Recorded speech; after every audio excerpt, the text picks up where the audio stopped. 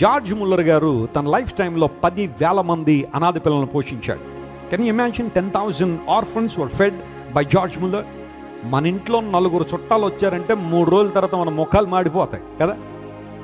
పిల్లలతో అడిగితే ఎప్పుడు వెళ్తారో కనుక్కోరా, వాళ్ళు అంటారు మా అమ్మ అడగమంది మీరు ఎప్పుడు వెళ్తారా.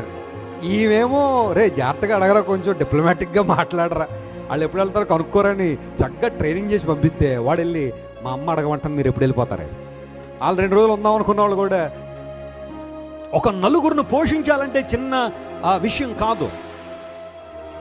10,000 మంది ఆర్ఫన్స్ని తన జీవితకాలంలో పోషించాడు దైవజనుడు. మళ్ళీ వాళ్ళందరినీ ప్రయోజకులను చేశాడు.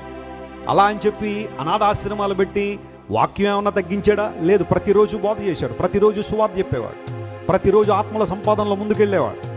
వన్ మ్యాన్, ఒక్కడు ఇన్ని కార్యాలు చేయగలడన్నంత స్పష్టంగా జార్జ్ ముల్లర్ దేవుని కోసం పనిచేశాడు.